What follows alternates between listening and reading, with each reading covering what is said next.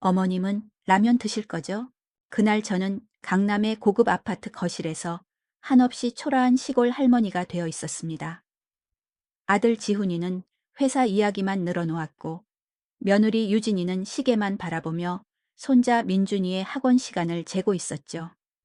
안사도는 제가 앉았던 소파를 힐끗 보며 소파 커버 세탁해야겠네 라고 중얼거렸습니다. 서울까지 기쁜 소식을 전하러 갔던 저는 그 자리에서 누구에게도 환영받지 못하는 이방인이 되어버렸습니다. 20년 넘게 새벽 4시마다 품팔이에 나가고 소중한 논밭까지 팔아가며 아들을 대학에 보냈건만 돌아온 건 무관심한 시선과 단출한 라면 한 그릇뿐이었습니다. 그날 저는 깨달았습니다. 돈이 없으면 사랑하는 가족에게도 투명 인간이 될 수 있다는 것을요. 하지만 그 순간 제 가방 안에는 아직 꺼내지 않은 53억 원짜리 재개발 보상금 서류가 들어 있었습니다. 이 가족의 삶을 송두리째 바꿔놓을 수 있는 너무나도 커다란 비밀이었습니다. 안녕하세요. 저는 박선희입니다. 올해로 60이 되었지요. 경상북도 영주 시골 마을에서 평생을 살아온 평범한 농부입니다. 남편을 잃고 혼자 농사를 지으며 두 아이를 키워낸 그저 흔하디 흔한 엄마였습니다. 제 이야기는 돈보다 귀한 것이 무엇인지, 그리고 진짜 가족이 무엇인지에 대한 이야기예요. 많이 아프고 힘들었지만 그래도 들려드릴 가치가 있는 이야기라고 생각합니다. 제 가족을 먼저 소개해 드릴게요. 첫째 아들 이지훈이는 35살로 서울에 있는 대기업에 다니고 있습니다. 며느리 최유진이와 결혼해 강남의 고층 아파트에서 잘 살고 있죠. 둘째 딸 이수아는 32살로 아직 미혼입니다. 구로구의 작은 공장에서 일하며 반지하 방에서 혼자 살고 있어요. 제 인생의 가장 큰 변화는 20년 전 남편 이철민 씨가 세상을 떠났을 때부터 시작되었습니다. 그날을 잊을 수가 없어요. 가을이 막 시작되던 9월의 어느 목요일이었습니다. 남편이 논에서 낡은 농기계 작업을 하다가 기계에 끼이는 끔찍한 사고가 났어요. 이웃 아저씨가 급히 달려와 선희 엄마, 큰일 났어 하고 소리치던 그 순간의 공포는 지금도 생생합니다. 저는 온몸에 힘이 풀려 주저앉을 뻔한 것을 겨우 버티고 병원으로 달려갔습니다. 하지만 이미 늦었더군요. 의사 선생님이 고개를 떨구며 최선을 다했습니다만 하고 말씀하시는 순간 제 세상이 무너져 내렸습니다. 남편은 그렇게 40살의 나이에 제 곁을 떠났습니다. 그때 지훈이는 겨우 15살이었고 수아는 12살이었습니다. 아직 어린 나이에 아버지를 잃게 된 것이었죠. 장례를 치르는 일주일 동안 저는 정신이 하나도 없었습니다. 장례는 어떻게 치러야 하는지, 남편이 남긴 빚은 어떻게 갚아야 할지, 앞으로 아이들은 어떻게 키워야 할지 머릿속이 온통 하얗게 변해버렸습니다. 지훈이는 이제 막 중학교에 들어갔고 수아는 초등학교 6학년이었거든요. 어린아이들의 눈빛에는 슬픔과 함께 알 수 없는 불안감이 가득했습니다. 결국 저는 시아버지가 물려주신 뒷산밭 일부를 급히 팔 수밖에 없었습니다. 남편의 갑작스러운 사고로 생긴 병원비와 장례비, 그리고 남편이 남긴 작은 빚을 갚기 위해서는 어쩔 수 없는 선택이었죠. 부동산 중개업소 아저씨가 땅값이 많이 싸서 몇백만 원밖에 안 돼요. 라고 했을 때도 저는 그저 고개를 끄덕였습니다. 당장 돈이 필요했거든요. 그 소중한 땅을 팔면서 눈물이 비 오듯 흘렀지만 아이들을 위해서라면 무엇이든 할 수 있다고 스스로 다짐했습니다. 장례를 마치고 집에 돌아온 후 저는 결심했습니다. 어떻게든 아이들은 제가 키우겠다. 지훈이는 반드시 서울에 있는 대학에 보내고 수아도 하고 싶은 공부를 시키겠다. 남편이 살아있을 때 우리 지훈이는 꼭 대학 보내자. 똑똑하니까 서울 가서 공부해도 될 거야. 라고 말하곤 했던 그 약속을 지키고 싶었어요. 지훈이와 수에게 든든한 울타리가 되어주고 싶었습니다. 그날부터 저의 새벽 4시 생활이 시작되었습니다. 우리 집 농사일을 마치고 나면 남의 집 품팔이를 나가야 했거든요. 벼 베기, 고추 따기, 마늘 심기 등 힘든 일이라면 뭐든지 했습니다. 하루 품삯 4만 원이면 많이 받는 거였어요. 온몸이 쑤시고 아팠지만 아이들이 잘 자라주는 것만으로도 저는 모든 것을 견딜 수 있었습니다. 우리 집은 30년 된 낡은 한옥이었습니다. 슬레이트 지붕에서는 비가 오면 물이 새고 겨울이면 연탄 보일러로 난방을 해야 했어요. 화장실은 아직도 재래식이었고 목욕탕도 따로 없어서 겨울에는 정말 춥고 힘들었죠. 마을 사람들은 제게 이런 말을 자주 했어요. 선희 엄마, 혼자서 애들을 어떻게 키우나? 차라리 시집이나 다시 가지 그래. 어린 것들 큰 병이라도 나면 어쩔 거야? 현실적으로 생각해. 하지만 저는 절대 포기할 수 없었습니다. 제 아이들이었거든요. 남편과 했던 약속을 지키고 싶었습니다. 품팔이에서 돌아와서는 아픈 허리를 부여잡고 아이들 도시락을 쌌습니다. 반찬이 변변치 않아도 정성만큼은 가득 담았어요. 지훈이가 엄마, 김치찌개 맛있어 하고 말할 때마다 눈물이 날 것 같았습니다. 수아는 엄마, 아빠 없어도 괜찮아. 엄마가 있으니까 라고 말했지만 저는 가슴이 아팠습니다. 그래, 엄마가 아빠 목까지 다 해줄게. 손가락 끝이 갈라지고 관절이 퉁퉁 부어도 저는 참았습니다. 허리가 아파서 밤에 잠을 못 이뤄도 참았어요. 제 옷은 몇 년째 같은 것만 입었고 양말에 구멍이 나면 꿰매고 또 꿰매서 신었습니다. 이웃집 아주머니가 선희 엄마, 새 옷 좀 해 입어. 애들도 보고 있는데 라고 말씀하셨지만 저는 웃으며 대답했어요. 괜찮아요. 옷보다는 아이들 교육이 더 중요하잖아요. 지훈이가 고등학교에 진학할 때는 정말 고민이 많았습니다. 시내에 있는 좋은 학교에 보내고 싶었지만 기숙사비며 교통비가 만만치 않았거든요. 그래도 아이의 장래를 위해서는 꼭 필요한 일이라고 생각했어요. 지훈아, 네가 열심히 공부하면 엄마가 뭐든지 해줄게. 엄마, 저 아르바이트라도 할까요? 친구들도 다 하던데요. 안 돼. 너는 공부만 해. 그게 엄마한테 효도하는 거야. 수아는 오빠가 고등학생이 되자 더욱 철이 들었습니다. 집안일도 도와주고 제가 품팔이 나간 사이에 빨래도 널어놓곤 했죠. 그렇게 20년을 버텨왔습니다. 지훈이가 대학에 갈 때도 군대에 갈 때도 취직할 때도 모든 순간을 함께 했습니다. 수아도 고등학교를 졸업하고 대학에 가고 싶어 했지만 그때는 정말 경제적으로 어려웠어요. 지훈이의 대학 등록금만으로도 버거웠거든요. 수아의 고등학교 졸업식 날, 저는 미안해서 아무 말도 할 수 없었습니다. 엄마, 미안하다. 너도 대학 보내주고 싶었는데 오빠 학비 때문에 라고 말하니까 수아가 울면서 말했어요. 엄마, 괜찮아요. 제가 빨리 취직해서 엄마 도와드릴게요. 그 말을 듣고 가슴이 찢어지는 것 같았습니다. 제가 능력이 더 있었다면 두 아이 모두 원하는 공부를 시킬 수 있었을 텐데 그렇지 못한 제 자신이 원망스러웠습니다. 하지만 아이들은 정말 착했습니다. 지훈이는 서울에 있는 대학교를 졸업하고 대기업에 취직했습니다. 강남에 전세 아파트를 마련하고 유진이라는 좋은 여자와 결혼도 했죠.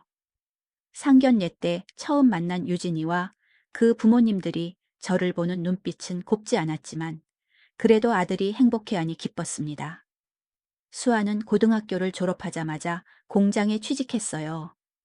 매달 30만 원씩 저에게 용돈을 가져다 주면서 엄마, 이제 제가 효도할게요. 라고 말하는 모습에 눈물이 났습니다. 이제 저는 60살이 되었습니다. 허리도 많이 아프고 손가락 관절도 아픈 날이 많아요. 하지만 아직은 혼자서도 농사일을 할 수 있어서 다행이라고 생각합니다. 20년 동안 정말 많은 일이 있었지만 그래도 아이들이 잘 자라준 게 가장 큰 보람이에요. 그런데 어느 날 제 인생을 완전히 바꿔 놓을 만한 일이 생겼습니다. 하늘에서 내려온 선물 같은 일이요. 바로 그날, 저는 아들의 초대를 받아 서울로 향했습니다. 명절도 아닌데 갑자기 연락이 왔더군요. 엄마, 서울 올라오세요. 좋은 소식이 있어요. 아들의 목소리에는 들뜬 기색이 가득했습니다. 혹시 손자를 가졌다는 소식일까?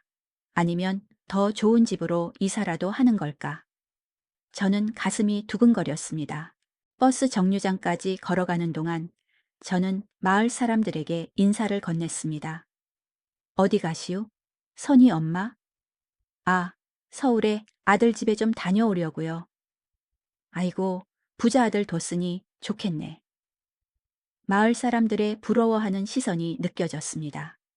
하지만 저는 마음 한편으로 쓸쓸함을 감출 수 없었습니다.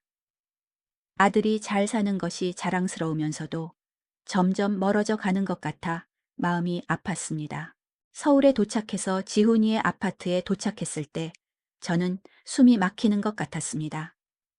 시골에서는 상상도 할 수 없는 높고 화려한 건물들이 하늘을 찌를 듯 솟아 있었습니다. 경비원의 엄격한 방문 절차를 거쳐 엘리베이터에 올라탔을 때 저는 거울에 비친 제 모습을 보며 씁쓸하게 웃었습니다.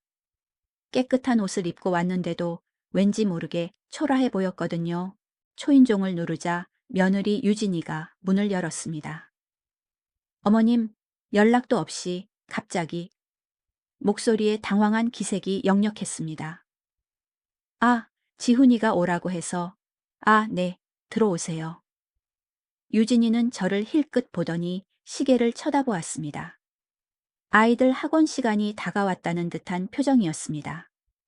거실에는 유진이의 어머니, 즉 안사돈도 와 계셨습니다.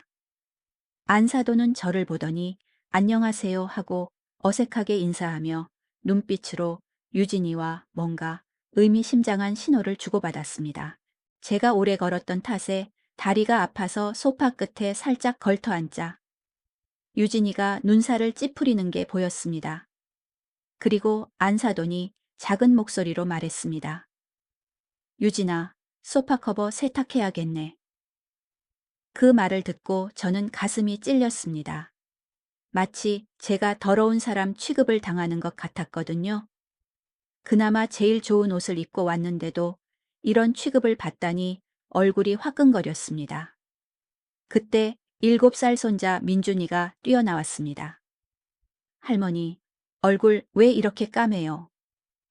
순수한 아이의 말이었지만 제게는 비수가 되어 박혔습니다.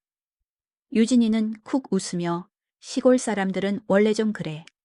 민준아, 할머니한테 인사해 라고 말했습니다. 그때 저는 한없이 초라해졌습니다.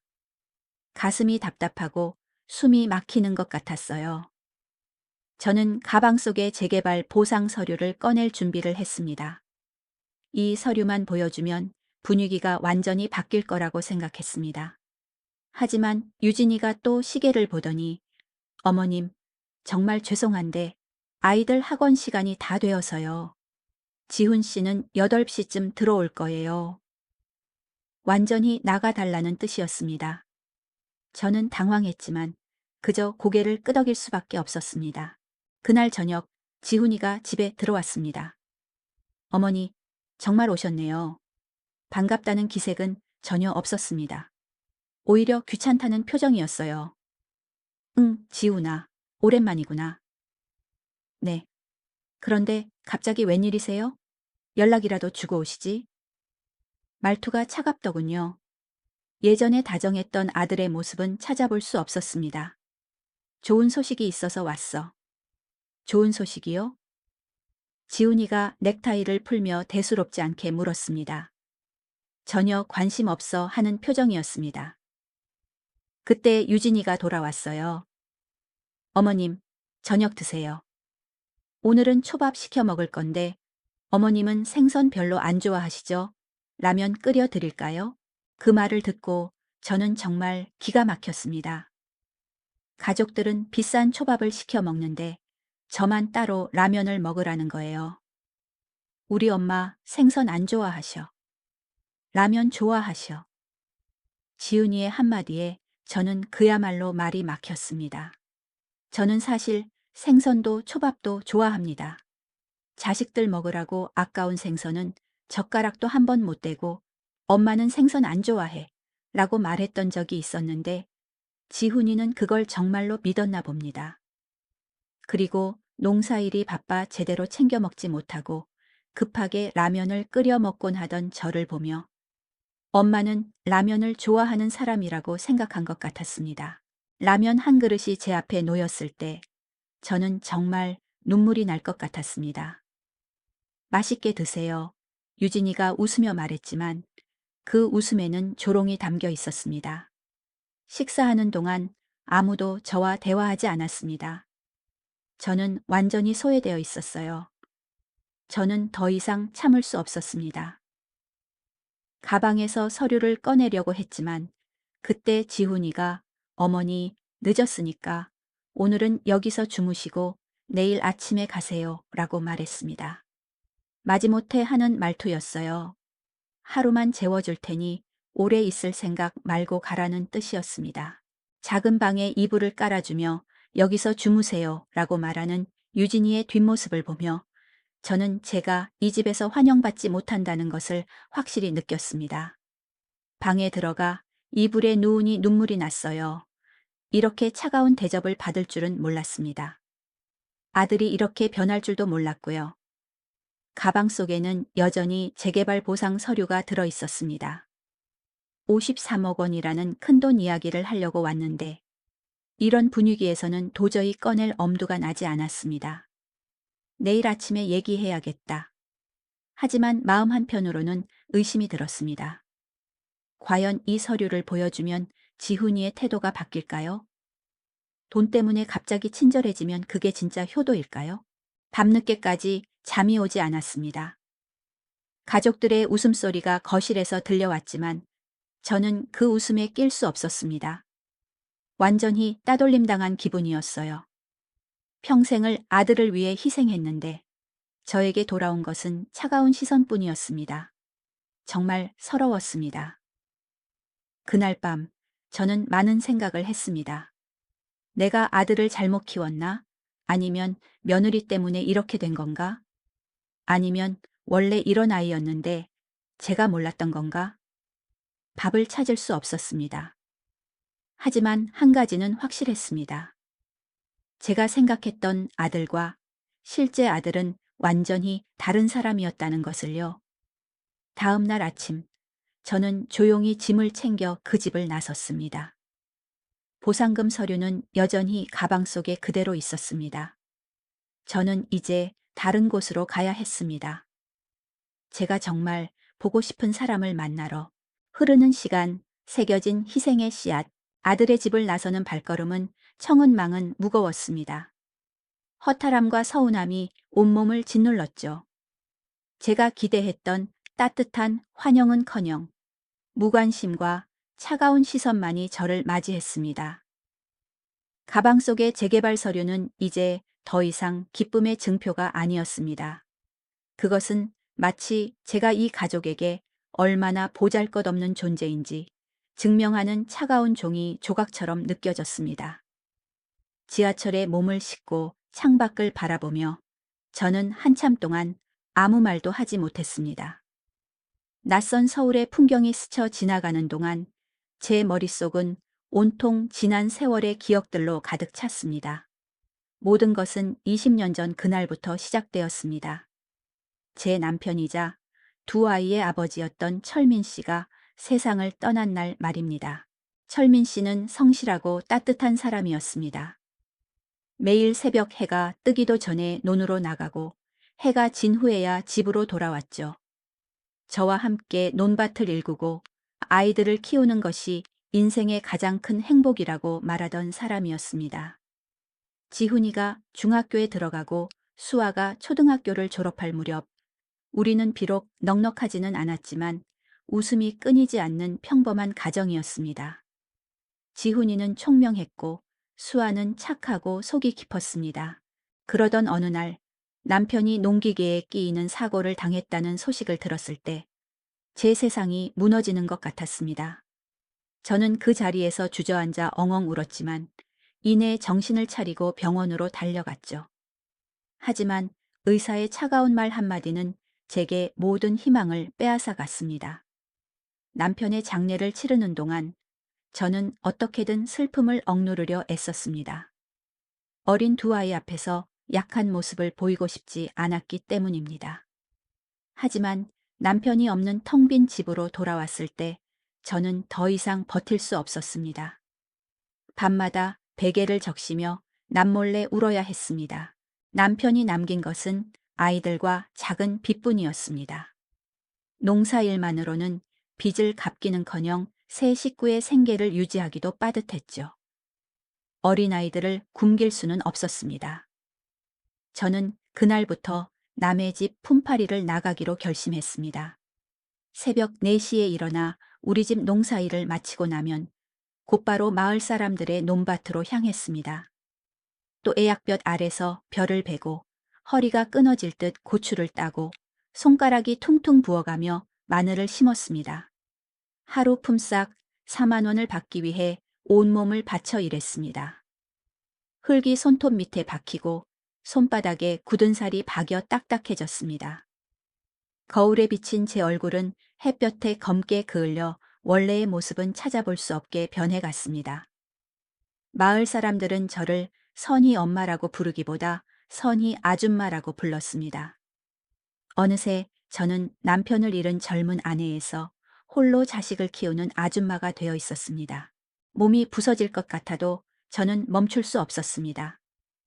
지훈이는 중학생이 되었고 수아는 초등학생 티를 벗고 어엿한 숙녀가 되어가고 있었습니다.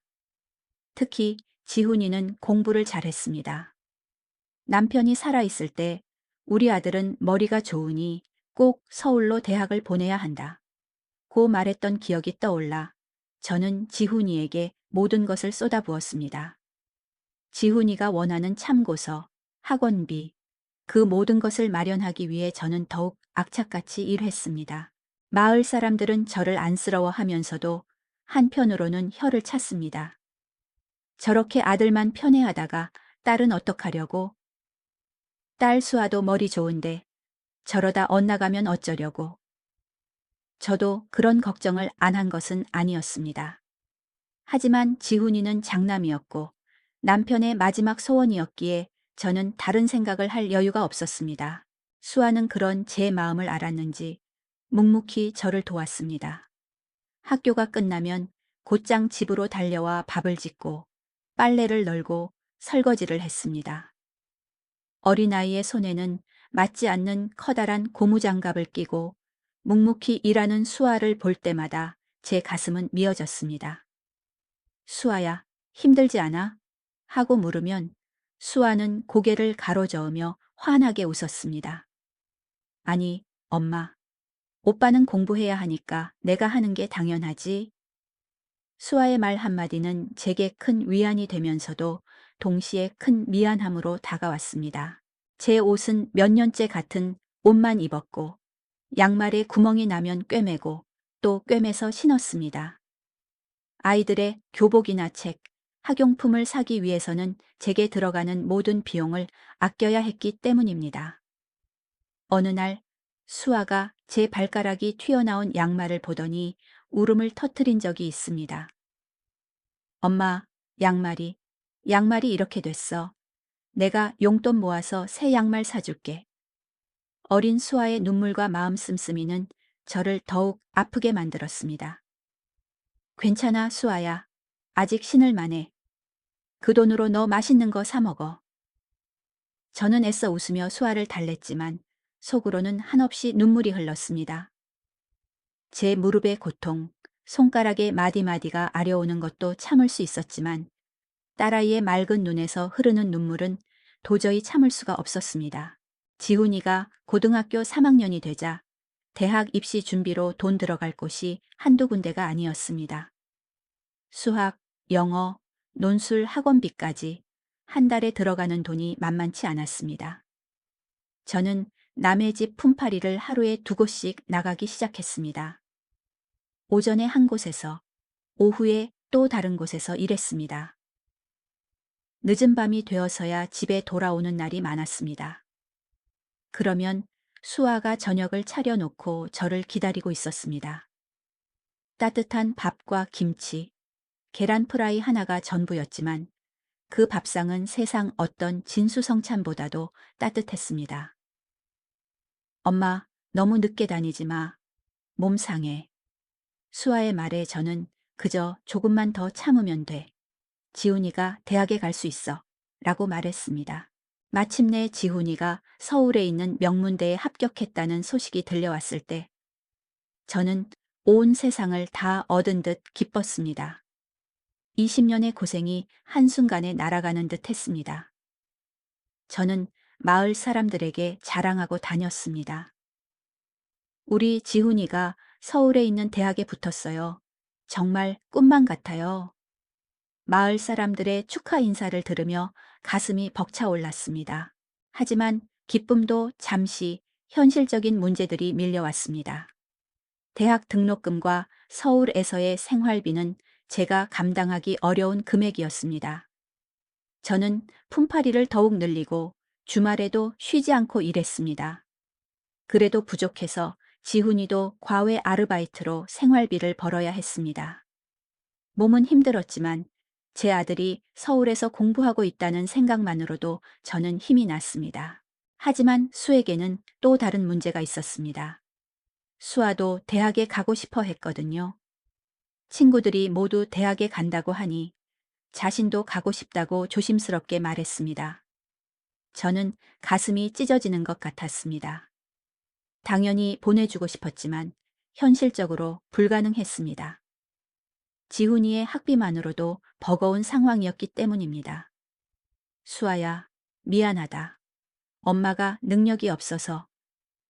제 말에 수아는 울지 않았습니다. 오히려 담담하게 말했습니다.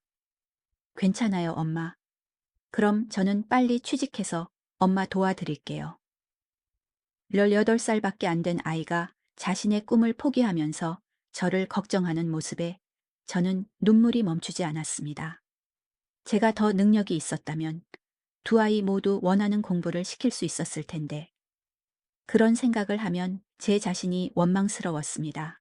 수아는 고등학교를 졸업하자마자 서울 구로구의 작은 공장에 취직했습니다. 그리고 매달 30만 원씩 용돈을 제게 보내왔습니다. 엄마, 이제 제가 효도할 차례예요. 수아의 따뜻한 마음은 제게 큰 힘이 되었습니다. 오빠는 대학에서 공부하고 있는데 동생은 공장에서 일하며 저를 도와주는 모습이 기특하면서도 한편으로는 미안했습니다. 그렇게 저는 20년의 세월을 오직 두 아이를 위해 살아왔습니다. 다시 현재로 돌아와 저는 지하철역에서 내려 한참을 걸었습니다. 목적지는 지훈이의 집이 아닌 수아의 집이었습니다.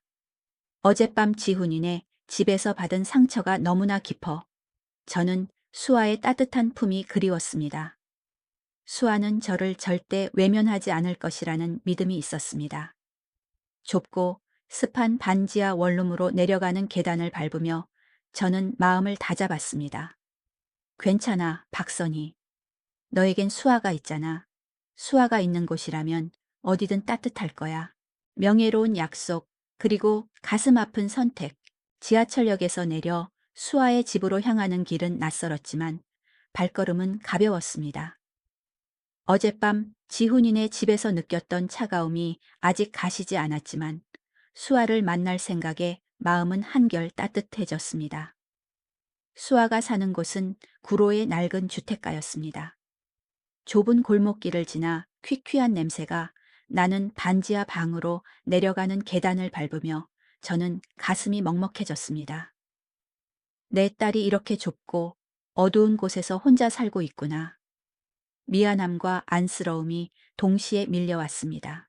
문을 두드리자 수아의 목소리가 들려왔습니다. 누구세요? 수아야, 엄마야. 문이 열리자 수아는 저를 보고 깜짝 놀랐습니다.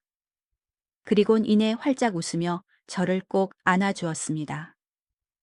그 따뜻한 포옹에 저는 어젯밤부터 참아왔던 눈물을 기어이 흘리고 말았습니다. 엄마, 갑자기 웬일이야? 미리 연락 주셨으면 내가 마중 나갔을 텐데.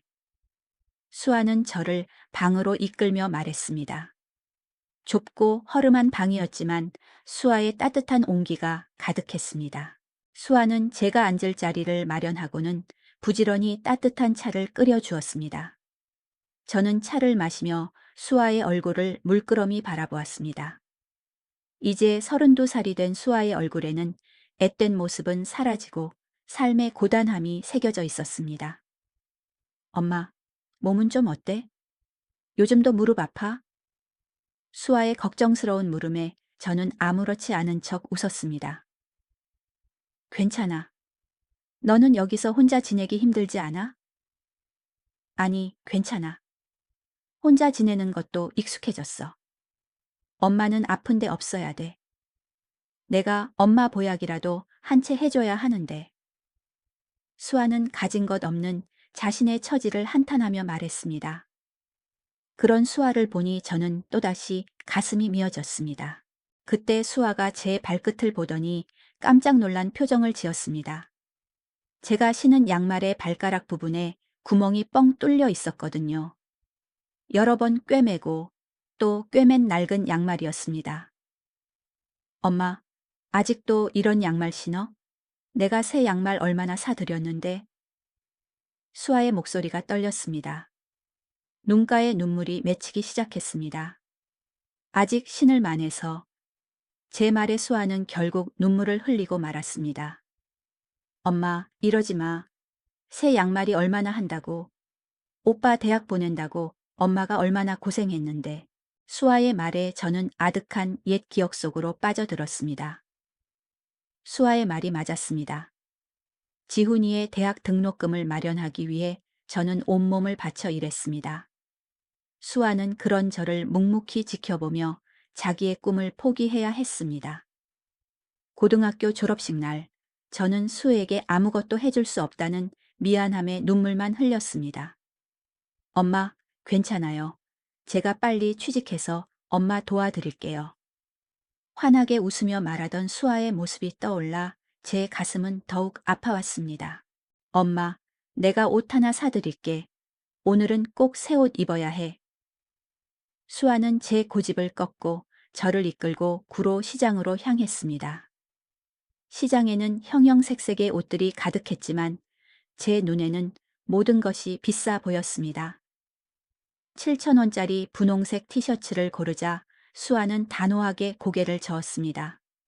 엄마, 이런 거 말고 내가 예쁜 거 사줄게. 수아는 연보라색 블라우스와 베이지색 바지가 걸려있는 마네킹을 가리켰습니다. 가격표를 보니 10만 원이었습니다. 저는 화들짝 놀라며 손사래를 쳤습니다. 수아야, 너무 비싸. 그냥 이거 사자. 하지만 수아는 제 말을 듣지 않고 그 옷을 계산했습니다. 집으로 돌아와 쇼핑백을 열어보니 분홍색 티셔츠 아래에 연보라색 블라우스와 베이지색 바지가 들어 있었습니다. 수아는 저를 향해 환하게 웃으며 말했습니다. 엄마, 입어봐. 이게 더 예뻐. 저는 울컥했습니다. 얼마 안 되는 월급을 쪼개 저에게 옷을 사준 수아가 너무나 고마웠습니다. 그동안 지훈이를 위해 모든 것을 쏟아부었던 제가 정작 아무것도 해줄 수 없었던 수에게 사랑받고 있다는 사실에 눈물이 쏟아졌습니다. 밤늦게까지 수아와 이야기를 나누며 저는 마음의 평화를 찾았습니다. 어젯밤의 차가운 기억들은 수아의 따뜻한 품속에서 서서히 녹아내렸습니다. 수아야, 너 혹시 결혼 생각은 없어? 제 물음에 수아는 한참을 망설이다 말했습니다. 엄마, 아직은요. 제가 먼저 성공해서 엄마 호강시켜 드려야죠. 그 말을 듣고 저는 또다시 가슴이 아팠습니다. 32살의 어린 나이에 결혼도 미룬 채 저만을 생각하는 딸이 고맙고 미안했습니다. 다음 날 아침, 저는 다시 기차를 타고 고향으로 돌아왔습니다.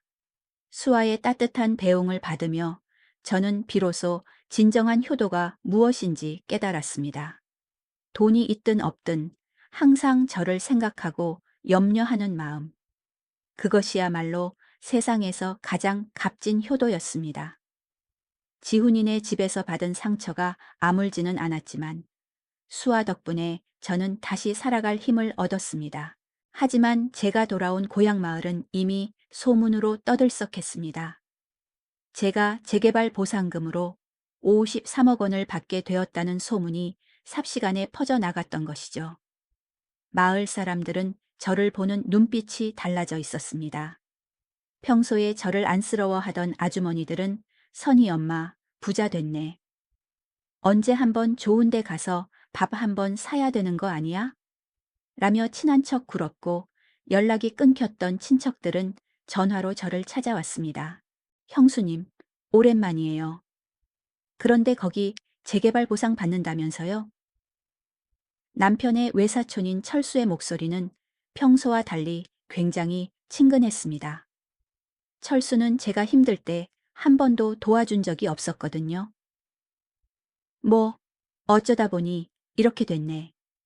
제 대답에 철수는 아이고, 이제 걱정 없겠네요. 우리도 언제 한번 보러 가야겠어요. 라며 능글맞게 말했습니다. 그 다음에는 남편의 사촌 여동생인 영자가 전화했어요. 언니, 소식 들었어요? 정말 축하해요. 고마운 마음도 들었지만 곧이어 영자는 언니, 그런데 보상금 받으면 어디다 쓸 거예요? 혹시 투자 같은 거 생각해 보셨어요? 라며 제 돈에 관심을 보였습니다. 저는 이런 사람들의 이중적인 태도에 씁쓸함을 감출 수 없었습니다. 제가 혼자 고생하며 살 때는 거들떠보지도 않다가 돈이 생긴다니까 갑자기 친척 행세를 하려는 것이었습니다. 사람의 마음이 참 간사하구나 싶었습니다. 20년 동안 성실하게 살아온 제 모습은 안 보고 오직 돈만 보는 것 같아 마음이 아팠습니다. 하지만 저는 한편으로 기뻤습니다.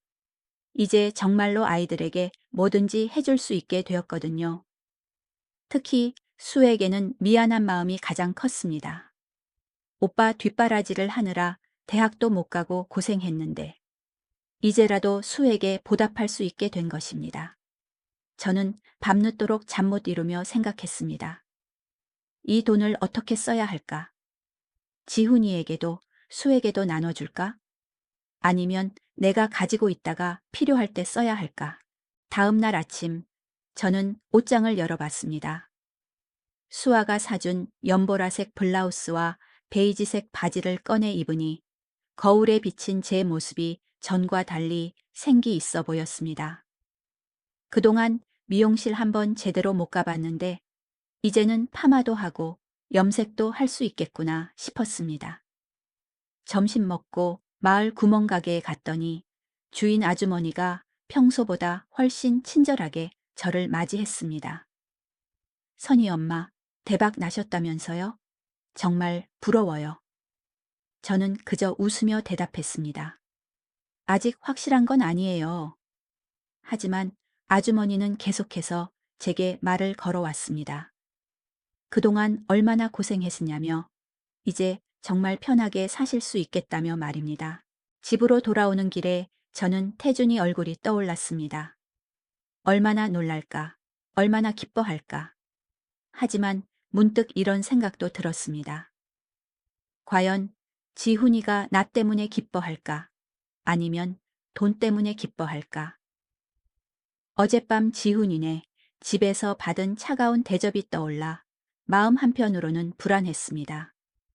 혹시 지훈이도 다른 사람들처럼 돈만 보는 것은 아닐까 하는 생각이 들었거든요. 하지만 수아는 걱정이 없었습니다. 그 아이는 돈이 있든 없든 항상 저를 챙겨주었으니까요. 저는 마음을 굳게 먹었습니다. 일단 아이들에게 이 사실을 알려보자. 그리고 그들의 반응을 보고 결정하자. 오랜만에 저는 행복한 꿈을 꾸었습니다. 더 이상 돈 걱정하지 않아도 되고 아이들에게 짐이 되지 않아도 되겠다는 생각에 마음이 편안해졌습니다. 하지만 저는 아직 모르고 있었습니다. 이 돈이 제 인생을 완전히 바꿔놓을 줄은요. 그리고 자식들의 진짜 모습을 보게 될 줄도요. 새로운 시작, 그리고 감춰진 진실. 수아의 따뜻한 마음과 마을 사람들의 달라진 태도 속에서 저는 복잡한 감정을 느꼈습니다. 가슴 한편으로는 씁쓸했지만 다른 한편으로는 53억 원이라는 거액이 가져다 줄 변화에 대한 기대감으로 설렜습니다. 그동안 힘들었던 날들을 보상받는 기분이 들었기 때문입니다. 저는 이 돈으로 지훈이와 수에게 그동안 해주지 못했던 것들을 해주고 싶었습니다.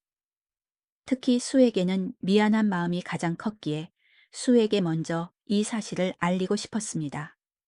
하지만 문득 어젯밤의 차가운 기억이 떠올라 망설여졌습니다. 지훈이가 과연 기뻐해 줄까? 아니면 돈만 보고 달려들까? 그런 고민을 하던 중 제게 또 하나의 전화가 걸려왔습니다. 형수님, 안녕하세요. 저 철민이 외사촌 철수예요. 그의 목소리는 평소보다 훨씬 더 친근하고 상냥했습니다. 철수야, 웬일이니? 아이고, 형수님. 저도 소식 들었어요. 50억이 넘는 보상금을 받으신다고요? 대박 나셨네요. 저는 당황했습니다.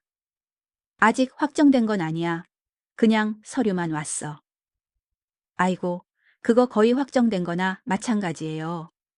요즘 땅값이 얼마나 올랐는데요.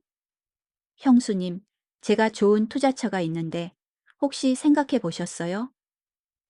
저는 씁쓸하게 웃었습니다. 철수는 제가 힘들 때 한 번도 도와준 적이 없었습니다. 그러다 갑자기 돈 이야기만 나오면 이렇게 친절해지다니 사람의 마음이 참 간사하다는 것을 다시 한번 깨달았습니다. 저는 대충 둘러대고 전화를 끊었습니다. 그날 이후로도 제게 걸려오는 전화는 끊이지 않았습니다. 며칠 전만 해도 저를 본체 만체하던 친척들이 모두 저를 찾아왔습니다. 언니, 소식 들었어요. 정말 축하해요. 남편의 사촌 동생 영자의 목소리였습니다. 영자는 제가 힘들 때 한 번도 안부 전화조차 한 적이 없었습니다. 그런 영자가 갑자기 언니, 혹시 보상금 받으시면 어디다 쓰실 거예요? 혹시 투자 같은 거 생각해 보셨어요? 라며 제 돈에 관심을 보였습니다.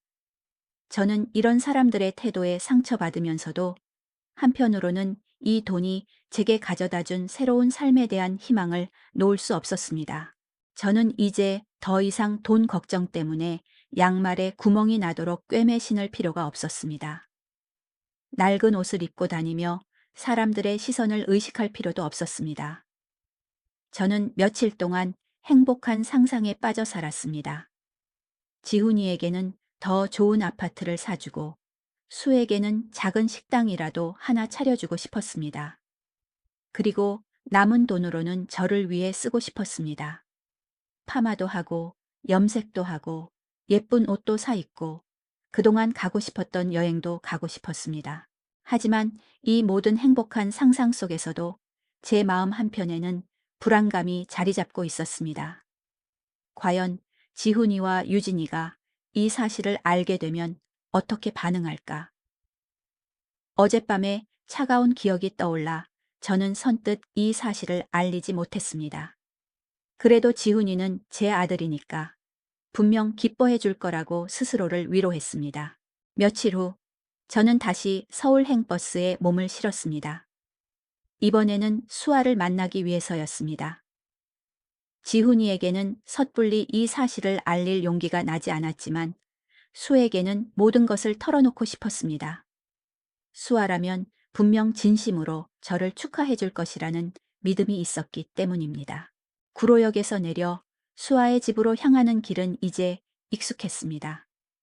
반지하 방으로 내려가는 계단을 밟으며 저는 마음을 다잡았습니다.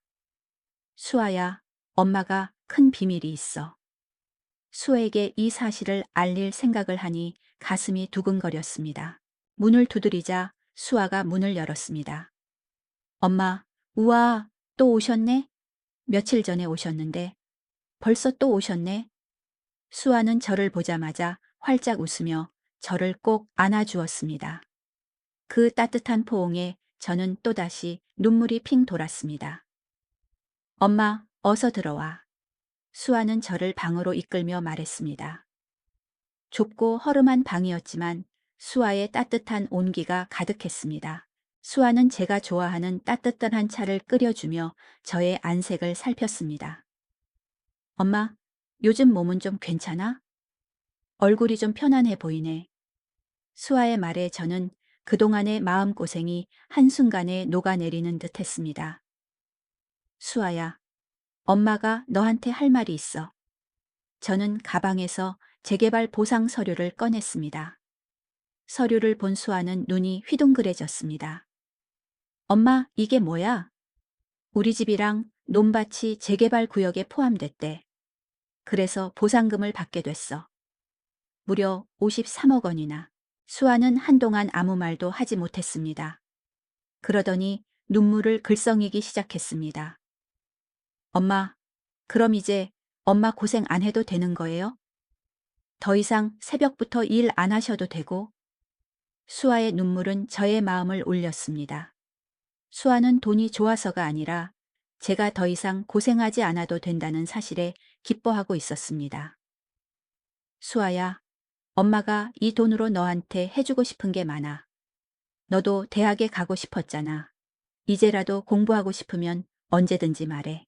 수아는 고개를 가로저었습니다. 아니요, 엄마. 저는 괜찮아요. 저는 그저 엄마가 행복하게 사시는 것만으로도 충분해요. 엄마가 평생 고생해서 번 돈인데 엄마가 쓰셔야죠.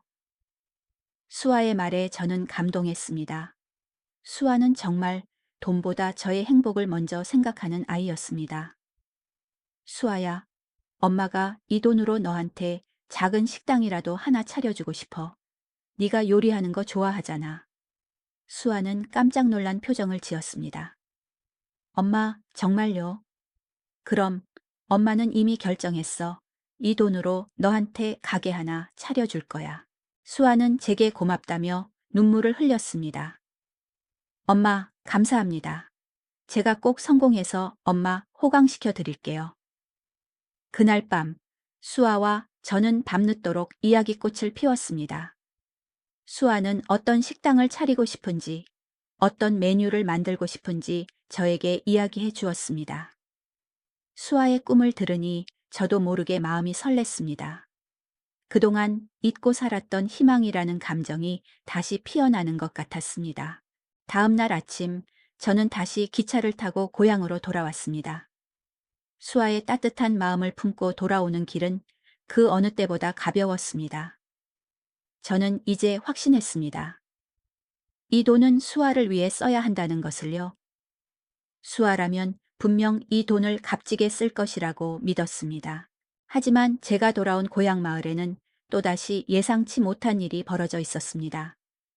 지훈이가 유진이와 민준이를 데리고 저를 찾아왔던 것이죠. 지훈이는 평소와 달리 굉장히 다정하고 친절했습니다. 엄마, 오랜만이에요. 보고 싶어서 왔어요. 지훈이는 저를 보자마자 활짝 웃으며 저를 꼭 안아주었습니다. 그의 두 팔에는 커다란 선물 상자들이 들려 있었습니다. 엄마, 이거 엄마 좋아하는 한우 등심이랑 전복이에요. 백화점에서 제일 좋은 걸로 사왔어요. 저는 당황했습니다. 며칠 전만 해도 저를 귀찮아하던 지훈이가 왜 갑자기 이렇게 변한 것일까? 유진이도 마찬가지였습니다. 어머님, 요즘 몸은 좀 어떠세요? 혹시 아픈 데는 없으시고요?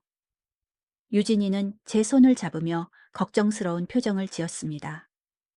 저는 어색하게 웃으며 그들을 맞이했습니다. 지훈이는 직접 한우를 구워주겠다며 주방으로 향했고 유진이는 거실을 깨끗이 청소했습니다. 저는 이들의 갑작스러운 변화가 의심스러웠습니다.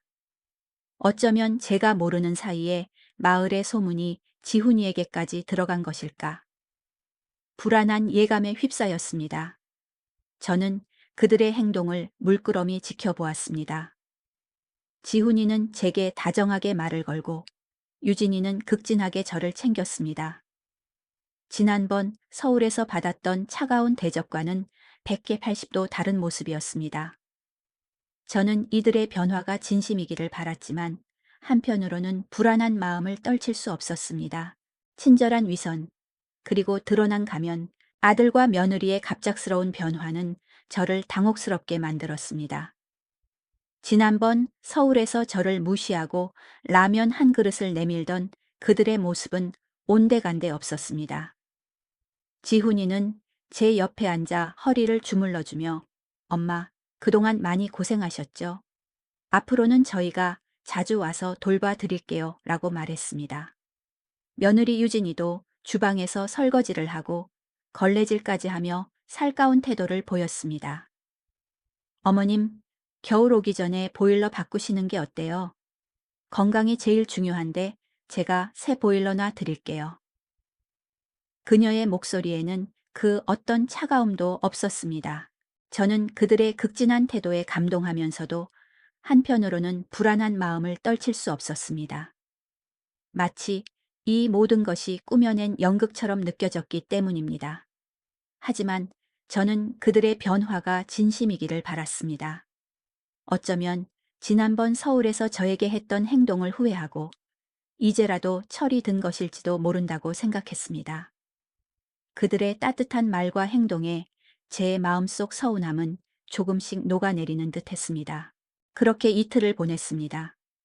지훈이네 가족은 정말 극진하게 저를 모셨습니다. 지난번 서울에서의 차가운 대접은 잊힌 지 오래였습니다. 저는 이제 행복한 상상에 빠져 살 수 있을 것만 같았습니다. 지훈이와 수에게 돈을 나눠주고 남은 돈으로는 제 자신을 위해 살아야겠다고 생각했습니다. 그런데 셋째 날 오후 뜻밖의 방문객이 찾아왔습니다. 남편의 외사촌인 철수였습니다. 그동안 연락이 끊겼던 사람이 갑자기 나타난 것입니다. 형수님, 안녕하세요.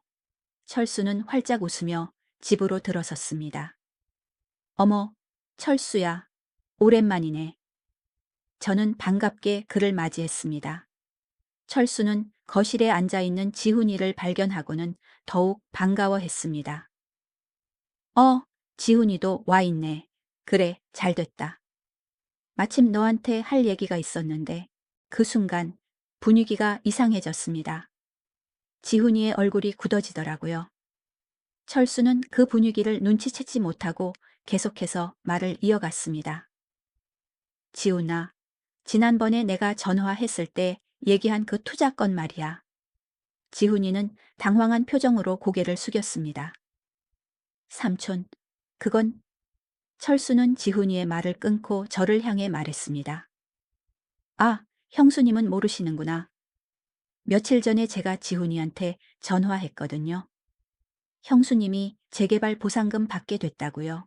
철수의 무심코 내뱉은 말이었지만 제게는 충격이었습니다.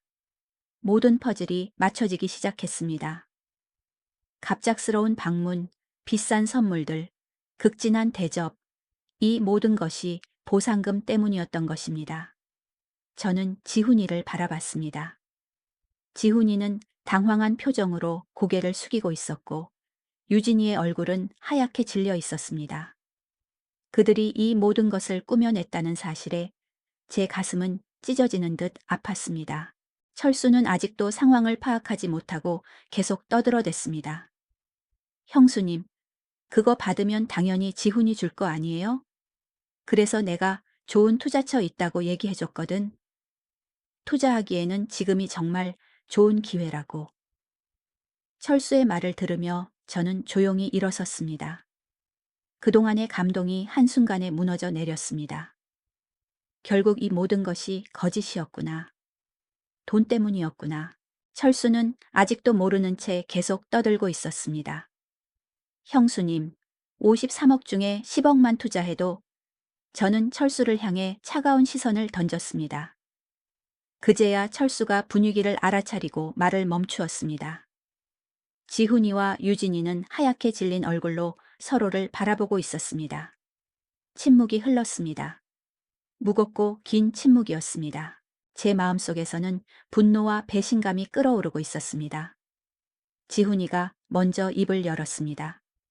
떨리는 목소리였습니다. 엄마, 설명을 좀 들어보세요. 설명? 뭘 설명해? 제 목소리는 평소보다 낮고 차가웠습니다. 지훈이가 움찔했습니다. 내가 서울 갔을 때는 왜 그렇게 굴었니? 저는 지훈이를 똑바로 바라보며 물었습니다. 지난번 서울에서 받은 차가운 대접이 선명하게 떠올랐습니다. 소파 커버를 빨아야겠다던 유진이의 말. 시골 사람들은 원래 그렇다던 무시하는 말투들을 말입니다. 지훈이는 입술을 달싹거렸지만 제대로 된 대답이 나오지 않았습니다. 저희도 몰랐잖아요. 간신히 나온 대답이었습니다. 뭘 몰랐다고? 이런 큰 돈이 있는 줄 몰랐다고? 지훈이의 대답을 듣고 저는 확신했습니다. 결국 돈 때문에 태도를 바꾼 것이었습니다. 돈이 없으면 무시하고 돈이 있으면 극진하게 대하는 것이었습니다. 유진이가 울먹이며 끼어들었습니다. 어머님, 저희가 잘못했어요. 용서해 주세요. 용서? 그럼 돈이 없으면 그렇게 대해도 되는 거니? 아니라고? 유진이도 할 말을 잃었습니다. 변명할 말이 없었던 거죠. 저는 이들을 차갑게 바라보았습니다. 지난번 서울에서 저를 어떻게 대했는지, 어떤 말들을 했는지 다 기억나더라고요. 그리고 이번 사흘 동안의 극진한 대접도 말입니다. 이 모든 것이 거짓이었던 것입니다. 제 가슴은 찢어지는 듯 아팠지만 더 이상 흔들리지 않기로 마음먹었습니다. 이제는 진실을 말할 때였습니다. 내가 이 자리에서 분명히 말해줄게. 보상금은 전부 수아한테 줄 거야. 그 순간 거실은 정적에 휩싸였습니다. 철수도 놀란 표정으로 저를 바라봤습니다. 지훈이와 유진이는 제 말을 믿을 수 없다는 얼굴이었어요. 지훈이가 먼저 반응했습니다. 얼굴이 빨갛게 달아올랐습니다. 엄마, 그게 무슨 말씀이세요? 목소리에 당황과 분노가 섞여 있었습니다. 들은 그대로야. 보상금은 전부 수아한테 줄 거야. 그럴 수는 없어요. 저도 아들인데. 지훈이의 목소리가 높아졌습니다. 지금까지 본 적 없는 격한 모습이었습니다. 아들이면 어쩌라고? 그동안 아들로서 엄마한테 뭘 해줬는데. 제 말에 지훈이는 할 말을 잃었습니다. 그동안 저에게 해준 것이 무엇인지 생각해보니 아무것도 없었던 거죠. 유진이가 갑자기 울음을 터뜨렸습니다. 어머님, 그럼 저희는 어떻게 살라고요? 너희가 알아서 하면 되지 않아? 지금도 충분히 잘 살고 있잖아. 유진이의 절망적인 목소리에 저는 냉정하게 대답했습니다. 그녀의 눈물은 진심이 아니라 돈을 잃게 될지도 모른다는 두려움에서 나온 것임을 알 수 있었거든요. 민준이 교육비는 어떻게 하고요? 아파트 전세 대출은 어떻게 갚고요? 유진이가 소리쳤습니다. 그제야 그녀의 본심이 드러났습니다. 결국 제 돈을 노리고 있었던 것입니다. 강남 말고 집값 좀 더 싼 데로 가든지 왜 그걸 내가 책임져야 하니? 철수가 당황해서 말을 거들었습니다. 형수님, 너무 성급하게 결정하지 마세요. 가족끼리 이럴 필요 있어요? 가족? 지금껏 이 애들이 나를 가족 취급이나 했는지 알아? 제 말에 철수는 입을 다물었습니다. 지훈이가 화를 내기 시작했습니다. 주먹을 불끈 쥐고 일어섰습니다. 엄마, 이건 법적으로도 문제가 있어요. 상속권이라는 게 있잖아요. 저한테도 권리가 있어요. 제 아들이 이런 말을 할 줄은 몰랐습니다. 법까지 들먹이며 저를 위협하다니. 상속권? 내가 죽어야 상속이지. 아직 살아있는데 내 돈 어떻게 쓸지는 내 마음이야. 저는 담담하게 대답했습니다. 그래도 이렇게 편애하시면. 편애? 누가 누구를 편애해? 제 목소리가 커졌습니다. 20년 동안 참아왔던 서러움이 한꺼번에 터져나오기 시작했습니다. 수아는 대학 등록금도 못 대줘서 공장 다니는 동안 나는 너 하나만 바라보며 허리가 휘어져도 뒷바라지 했어. 그런데 누가 누구를 편애했다고? 너 대학 보내려고 놈 팔고 밤늦게까지 일하고 구멍 난 양말 꿰매서 신으면서 살았던 거 기억해? 수아는 그걸 다 지켜봤어. 그리고 자기 꿈 포기하고 공장에 가서 일했어. 엄마 도우려고. 지훈이의 얼굴은 창백해졌고 유진이는 더욱 큰 소리로 울기 시작했습니다. 어머님, 너무하세요. 저희한테는 한 푼도 안 주시겠다는 거예요? 왜 줘야 하는데? 너희가 나한테 돈 맡겨놨니? 유진이는 화를 내며 소리쳤습니다. 그제야 그녀의 본성이 완전히 드러났습니다. 지훈이는 유진이의 손을 잡아 끌며 일어섰습니다. 가자. 더 이상 할 말 없어. 유진이도 울면서 따라 일어났습니다. 어머님, 후회하실 거예요. 마지막으로 내뱉은 말이었습니다. 지훈이 가족들이 집을 나가면서 문을 쾅 닫았습니다. 철수도 어쩔 줄 몰라 하다가 뒤따라 나갔습니다. 저는 홀로 남은 방에서 한참을 앉아 있었습니다. 마음이 복잡했습니다. 서러우면서도 한편으로는 속이 시원했습니다. 드디어 진심을 말했구나 싶었습니다. 20년 동안 참아왔던 말들을 다 쏟아낸 것이었습니다. 하지만 저는 후회하지 않았습니다. 진짜 효자가 누구인지 이제 확실히 알았거든요. 돈이 있을 때만 잘하는 것이 진짜 효도가 아니라는 것을요. 새로운 시작. 그리고 잊힌 꿈. 지훈이네 가족이 문을 쾅 닫고 나간 후 집안은 다시 정적에 휩싸였습니다. 저는 멍하니 앉아 있었습니다. 서러움과 분노가 한데 뒤섞여 마음을 짓눌렀지만 한편으로는 속이 시원했습니다. 20년 동안 꾹꾹 눌러 담았던 말들을 모두 쏟아냈기 때문입니다. 그들은 제게 상속권을 운운하며 화를 냈지만 저는 후회하지 않았습니다. 진짜 효도가 무엇인지 그리고 진짜 가족이 누구인지 깨달았기 때문입니다. 그들의 모습은 제게 큰 상처를 남겼지만 저는 무너지지 않았습니다. 이제 저는 더 이상 그들을 위해 살 필요가 없었습니다. 저는 오직 저와 수아를 위해 살기로 결심했습니다. 제가 20년 동안 품어왔던 꿈들을 이제라도 펼쳐보고 싶었습니다. 저는 먼저 수에게 전화를 걸었습니다. 수아야, 엄마야. 엄마, 왜 이렇게 목소리가 힘이 없어? 무슨 일 있었어? 수아의 걱정스러운 목소리에 저는 또다시 눈물이 날 것 같았습니다. 아니, 괜찮아. 그냥 네 목소리가 듣고 싶어서. 저는 지훈이와의 일을 수에게 말하지 않았습니다. 수아가 걱정할까봐 말하기 싫었습니다. 엄마, 괜찮으면 저한테 오세요. 제가 맛있는 거 해드릴게요. 수아의 말에 저는 마음이 따뜻해졌습니다. 다음 날 아침, 저는 간단한 짐을 챙겨 다시 서울로 향했습니다. 이번에는 지훈이네 집이 아닌 수아의 반지하 방으로 가는 길이었습니다. 구로역에 내려 수아의 집으로 걸어가는 동안 저는 많은 생각을 했습니다.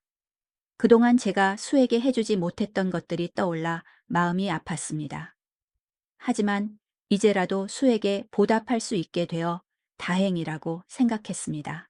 수아의 집 문을 두드리자 수아가 활짝 웃으며 저를 맞아주었습니다.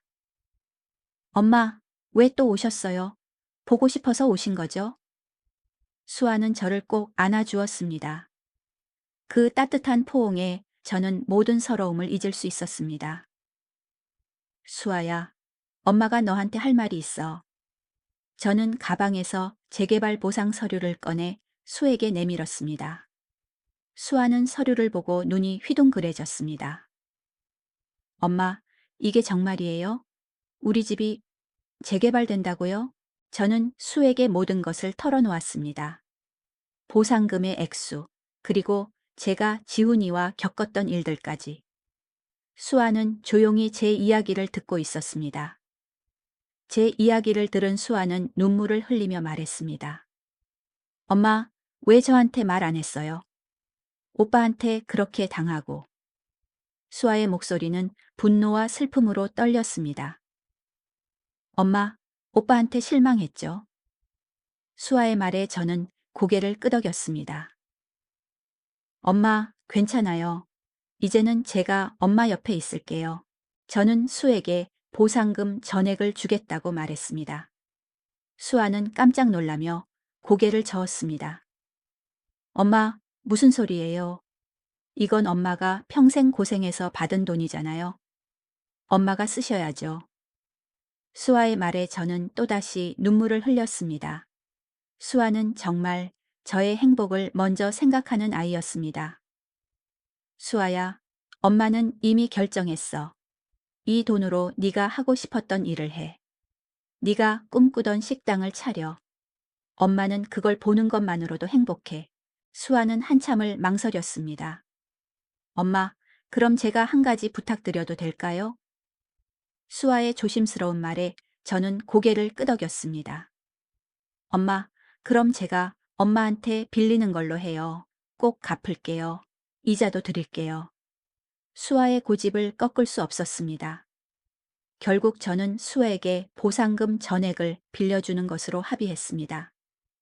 수아는 그날부터 식당을 차리기 위해 부지런히 움직였습니다. 시장을 돌아다니며 재료를 고르고 가게 자리를 알아보았습니다. 수아는 구로 시장 근처에 작은 가게를 얻었습니다. 10평도 안 되는 작은 가게였지만 수아의 눈은 희망으로 가득 차 있었습니다. 엄마, 제가 가게 이름을 한 그릇 건강 밥집이라고 지었어요. 엄마의 건강한 한 끼라는 부제목도 달았고요. 수아의 말에 저는 가슴이 뭉클했습니다. 수아는 새벽부터 일어나 잡곡밥을 짓고 제철 채소를 손질하고 저염 반찬들을 정성스럽게 만들었습니다. 시금치 나물, 콩나물, 가지볶음, 영운조림 같은 건강한 반찬들이었습니다.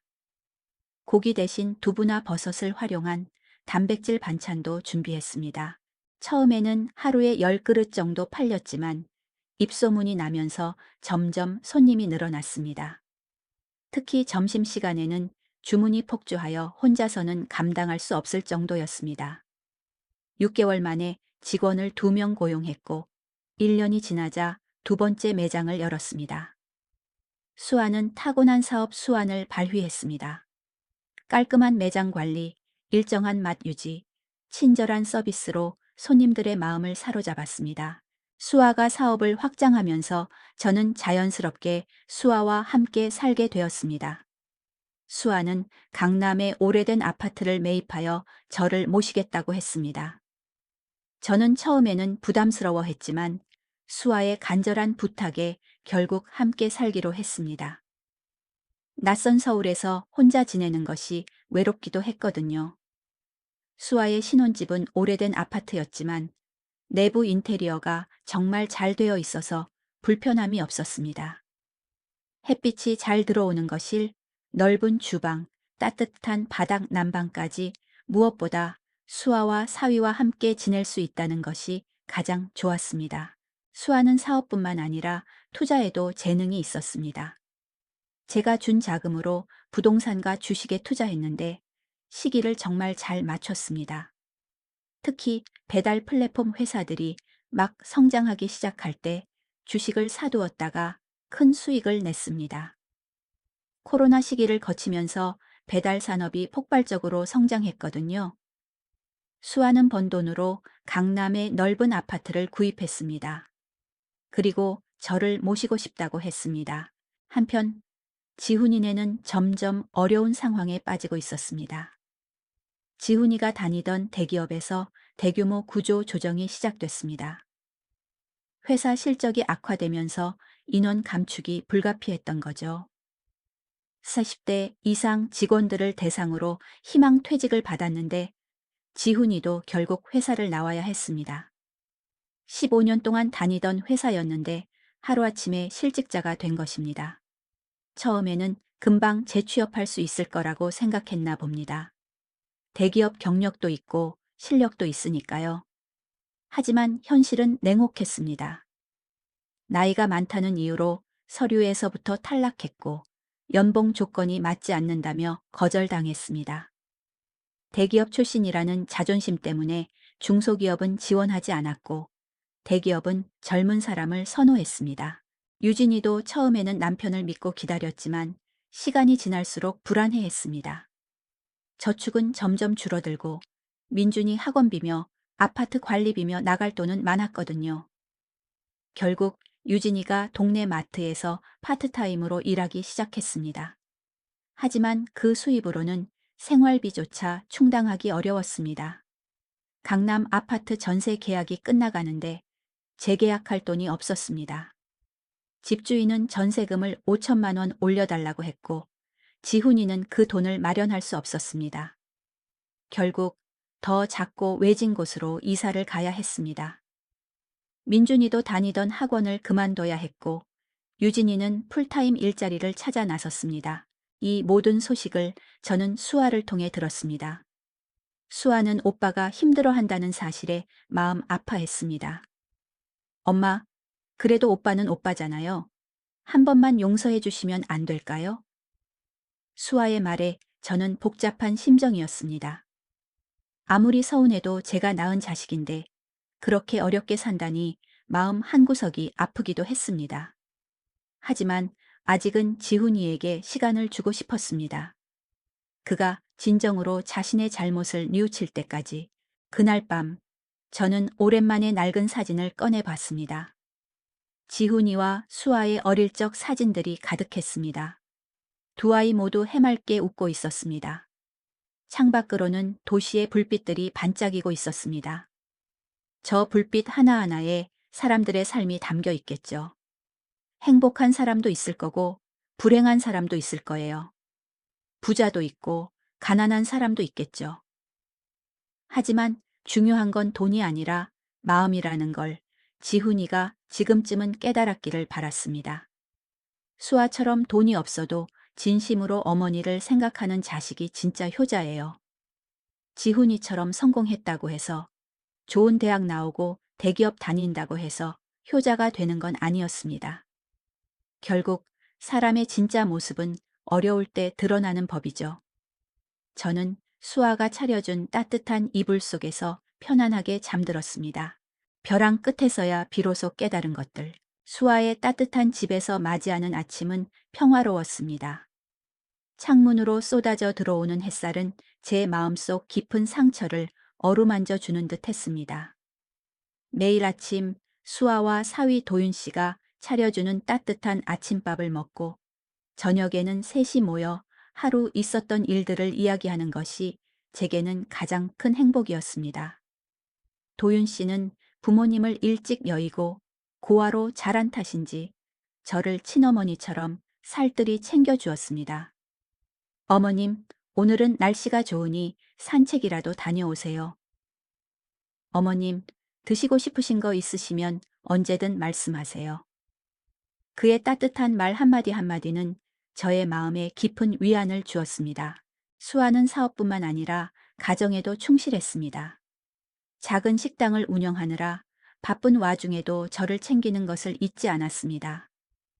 제가 좋아하는 반찬을 만들어주고 옷을 사주고 미용실에 데려가 파마도 시켜주었습니다. 엄마, 이제는 예쁘게 꾸미고 사세요. 엄마도 여자잖아요. 수아의 말에 저는 거울에 비친 제 모습을 보며 씁쓸하게 웃었습니다. 평생을 남을 위해 희생하며 살았던 제가 이제야 비로소 제 자신을 위해 살 수 있게 된 것입니다. 한편 지훈이네는 점점 더 어려운 상황에 빠지고 있었습니다. 수아를 통해 지훈이의 소식을 듣는 것은 제게 고통스러운 일이었습니다. 지훈이가 다니던 대기업에서 대규모 구조조정이 시작되었고 결국 그는 회사를 그만둬야 했습니다. 15년 동안 다니던 회사였는데 하루아침에 실직자가 된 것입니다. 저는 그 소식을 듣고 가슴이 철렁했습니다. 아무리 서운해도 제가 낳은 자식인데 그렇게 어렵게 산다니 마음 한구석이 아팠습니다. 지훈이는 처음에는 금방 재취업할 수 있을 거라고 생각했나 봅니다. 대기업 경력도 있고 실력도 있으니까요. 하지만 현실은 냉혹했습니다. 나이가 많다는 이유로 서류에서부터 탈락했고 연봉 조건이 맞지 않는다며 번번이 거절당했습니다. 대기업 출신이라는 자존심 때문에 중소기업은 지원하지 않았고 대기업은 젊은 사람을 선호했습니다. 결국 지훈이는 점점 더 초조해졌고 집안 분위기는 엉망이 되었습니다. 며느리 유진이도 처음에는 남편을 믿고 기다렸지만 시간이 지날수록 불안해했습니다.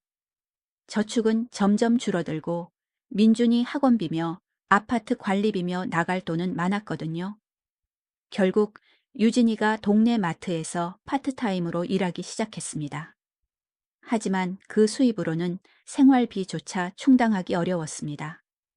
강남 아파트 전세 계약이 끝나가는데 재계약할 돈이 없었습니다. 집주인은 전세금을 5천만 원 올려달라고 했고 지훈이는 그 돈을 마련할 수 없었습니다. 결국 그들은 더 작고 외진 곳으로 이사를 가야 했습니다. 민준이도 다니던 학원을 그만둬야 했고 유진이는 풀타임 일자리를 찾아 나섰습니다. 오빠가 저한테 찾아왔었어요. 어느 날 수아가 조심스럽게 말했습니다. 엄마, 오빠가 우리 집 앞에 찾아왔었어요. 돈 좀 빌려달라고 하더라고요. 수아의 말에 저는 가슴이 철렁했습니다.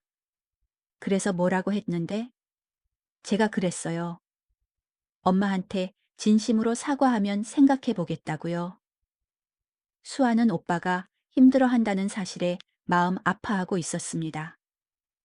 아무리 서운해도 피를 나눈 가족인데 그렇게 외면할 수는 없다고 생각하는 것 같았습니다. 저는 복잡한 심정이었습니다. 지훈이를 용서하고 싶지 않았지만 한편으로는 그가 겪고 있을 고통을 생각하니 마음이 아팠습니다.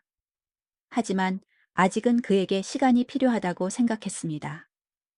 돈 때문에 저를 찾아와 용서를 구하는 것은 진심이 아닐 것이라고 생각했거든요. 저는 지훈이가 돈이 아닌 진심으로 자신의 잘못을 뉘우칠 때까지 기다리기로 했습니다. 그날 밤 저는 오랜만에 낡은 사진첩을 꺼내봤습니다. 지훈이와 수아의 어릴 적 사진들이 가득했습니다. 두 아이 모두 해맑게 웃고 있었습니다. 남편과 함께 찍은 가족 사진을 보며 저는 눈물을 흘렸습니다. 그때는 정말 행복했는데, 그때는 돈이 없어도 웃음이 끊이지 않았는데, 창밖으로는 도시의 불빛들이 반짝이고 있었습니다. 저 불빛 하나하나에 사람들의 삶이 담겨 있겠죠. 행복한 사람도 있을 거고, 불행한 사람도 있을 거예요. 부자도 있고, 가난한 사람도 있겠죠. 하지만 중요한 건 돈이 아니라 마음이라는 걸 지훈이가 지금쯤은 깨달았기를 바랐습니다. 수아처럼 돈이 없어도 진심으로 어머니를 생각하는 자식이 진짜 효자예요.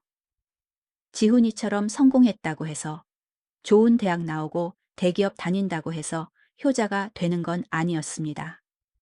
결국 사람의 진짜 모습은 어려울 때 드러나는 법이죠. 저는 수아의 품에서 편안하게 잠들었습니다. 수아와 사위 도윤 씨가 차려주는 아침밥을 먹고 딸과 사위가 출근하는 모습을 배웅하고 저녁엔 수아와 차를 마시며 이야기를 나누는 일상이 정말 행복했습니다. 그렇게 또 며칠이 지났을 때였습니다. 수아가 급하게 집에 들어왔습니다. 평소와 다른 표정이었습니다. 엄마, 오빠가 우리 집 앞에 와 있어요. 지훈이가 유진이랑 같이? 수아는 말을 망설였습니다.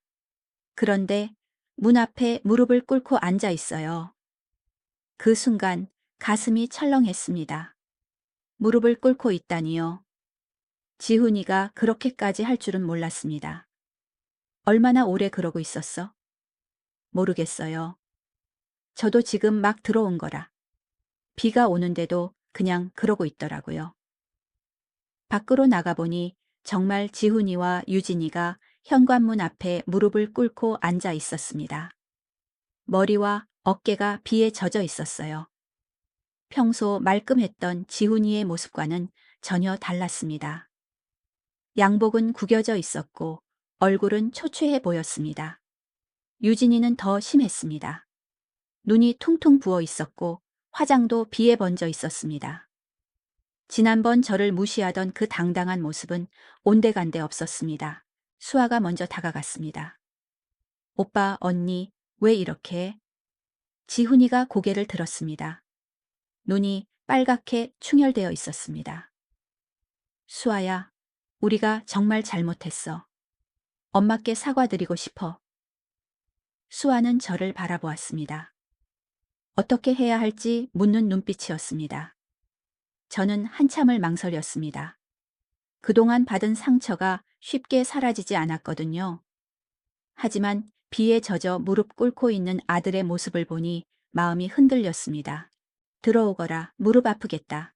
제가 말하자 지훈이와 유진이가 놀란 표정으로 저를 바라보았습니다. 엄마, 일단 들어와. 비 맞고서 있으면 감기 걸려. 그들은 조심스럽게 자리에서 일어섰습니다. 거실에서 마주 앉았을 때 분위기는 무거웠습니다. 지훈이와 유진이는 여전히 고개를 숙이고 있었고 수아는 수건을 가져다 주며 중간에서 어색해했습니다. 지훈이가 먼저 입을 열었습니다. 떨리는 목소리였습니다. 엄마, 제가 잘나서 성공한 줄 알았는데 사실은 아무것도 모르는 바보였어요. 저는 그저 묵묵히 듣고 있었습니다. 회사에서 잘렸을 때 깨달았어요. 제가 얼마나 오만했는지, 얼마나 어리석었는지. 제가 고생을 해보니까 엄마가 우리를 얼마나 힘들게 키우셨을지 이제야 알겠더라고요. 지훈이의 목소리가 점점 작아졌습니다. 엄마가 평생 저를 위해 희생하신 걸 당연하게 생각했어요. 정말 죄송합니다. 유진이도 눈물을 흘리며 말했습니다. 어머님, 제가 정말 못된 며느리였어요. 돈이 없으면 무시하고 돈이 있으면 아첨했던 저 자신에게 너무 화가 나요. 희정이는 흐느끼기 시작했어요. 그녀의 눈물은 진심으로 후회하는 것 같았습니다. 지훈이도 눈물을 닦으며 계속 말했습니다. 엄마, 이제 정말 알았어요. 돈보다 소중한 게 뭔지. 저희는 이제 정말 바뀔게요. 유진이도 간절하게 말했습니다. 어머님, 돈이 있든 없든 어머님은 저희가 모셔야 할 분이에요. 그걸 이제야 깨달았어요. 수아가 조심스럽게 끼어들었습니다. 엄마, 오빠도 많이 반성한 것 같아요. 정말 힘들어하고 있었어요. 엄마 생각하면서 많이 울었다고 하더라고요. 저는 지훈이와 유진이를 번갈아 바라보았습니다. 예전에 오만했던 모습은 찾아볼 수 없었습니다. 정말 철이 든 것 같았습니다. 마음이 조금씩 누그러지기 시작했습니다. 아무리 서운해도 제 자식이잖아요. 무릎 꿇고 사과하는 모습을 보니 더 이상 미워할 수가 없었습니다. 화해의 시작, 그리고 진정한 가족의 의미, 일어나거라, 무릎 아프겠다. 제가 말하자 지훈이와 유진이가 놀란 표정으로 저를 바라보았습니다. 그들의 눈에는 아직도 믿기지 않는다는 감정이 서려 있었죠. 저는 다시 한번 다정한 목소리로 말했습니다. 엄마, 이제 괜찮다. 그만 일어나. 비 맞고서 있으면 감기 걸려. 지훈이는 벌떡 일어나더니 제게 달려와서 저를 꼭 안았습니다. 그의 몸은 비에 젖어 차가웠지만 그 포옹은 세상 그 무엇보다 따뜻했습니다. 훌쩍이는 소리가 들렸고 제 어깨는 금세 그의 눈물로 축축해졌습니다. 마음이 다 큰 어른이 어린아이처럼 울고 있었습니다. 어머니, 죄송해요. 정말 죄송해요. 그동안의 모든 오만함과 무심함이 담겨 있는 듯한 울음이었습니다. 유진이도 제 손을 꽉 잡으며 눈물을 흘렸습니다. 어머님, 용서해 주세요. 제가 정말 못된 며느리였어요. 앞으로는 정말 잘할게요. 그녀의 흐느낌 속에는 진심으로 뉘우치는 마음이 담겨 있었습니다. 더 이상 돈을 바라는 눈빛이 아니었습니다. 수아는 조용히 그 모습을 지켜보다가 눈물을 닦으며 말했습니다. 이제 다시 가족이 됐네요. 수아의 말에 저는 그제야 안심할 수 있었습니다. 비록 많은 일이 있었지만 결국 가족이잖아요. 진심으로 뉘우치고 사과한다면 용서할 수 있었습니다. 그날 저녁 우리는 모두 함께 식사를 했습니다. 수아가 정성스럽게 차린 건강한 집밥이었습니다. 밥상 위에는 화려한 초밥이나 값비싼 한우 대신 소박하지만 따뜻한 음식들이 놓여 있었습니다. 잡곡밥과 된장국, 그리고 정갈한 나물 반찬들. 지훈이는 예전과 달리 조심스럽고 정중했습니다. 제가 하는 말 하나하나에 귀 기울이고 불편한 건 없는지 계속 물어봤습니다. 엄마, 요즘 건강은 괜찮으시죠? 괜찮아? 수아가 잘 챙겨줘서. 지훈이는 수아를 향해 고마운 눈빛을 보냈습니다. 유진이도 마찬가지였습니다. 예전에는 저를 무시하더니 이제는 극진하게 저를 모시려고 했습니다. 어머님, 물 드릴까요? 고마워. 민준이까지 불러오자 집이 더 북적북적해졌습니다. 할머니, 우리 집에도 놀러 오세요. 그래, 놀러 갈게. 온 가족이 한자리에 모여 웃고 이야기하는 모습은 제게 세상 그 어떤 재산보다 값진 것이었습니다. 수아는 흐뭇하게 바라보며 말했습니다. 이제 엄마도 마음 편하시죠? 온 가족이 화목하게 지낼 수 있게 됐으니까요. 사실 그동안 엄마가 제일 힘드셨잖아요. 수아의 말에 저는 고개를 끄덕였습니다. 수아의 말처럼 아무리 미워도 자식을 모른 채하고 살았던 시간들은 결코 편하지 않았습니다. 비록 많은 일이 있었지만 결국 가족이잖아요. 진심으로 뉘우치고 사과한다면 용서할 수 있었습니다. 지훈이가 조심스럽게 물었습니다. 엄마, 앞으로는 저희가 모실까요? 저는 지훈이의 눈을 똑바로 바라보았습니다. 괜찮아. 수아랑 잘 지내고 있어. 지훈이는 제 대답에 조금 실망한 듯 했지만 이내 고개를 끄덕였습니다. 그래도 가끔은 저희 집에도 놀러 오세요. 그럴게. 유진이도 덧붙였습니다. 어머님, 이제 정말 잘할게요. 믿어주세요. 알겠어. 그날 밤 지훈이네 가족이 돌아간 후 수아와 도윤 씨는 제게 다가와 안심시켜 주었습니다. 엄마, 잘하셨어요. 용서해 주시는 게 맞는 것 같아요. 수아의 말에 저는 고개를 끄덕였습니다. 그래, 내 오빠도 이제 정말 달라진 것 같아. 진심으로 반성하고 있는 것 같아. 도윤 씨도 거들었습니다. 어머님이 현명하게 처리하신 것 같아요.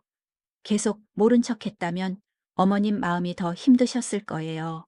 그렇게 우리 가족은 다시 하나가 되었습니다. 돈 때문에 갈라졌던 가족이 진심 어린 사과와 용서로 다시 뭉쳤습니다. 물론 하루아침에 모든 것이 예전으로 돌아간 것은 아니었습니다. 지훈이와 유진이의 태도가 완전히 바뀌려면 시간이 필요할 것입니다. 하지만 시간이 지나면서 점점 나아질 것이라고 저는 믿습니다. 저는 지훈이와 유진이가 겪었던 어려움이 그들에게 큰 교훈이 되었기를 바랐습니다.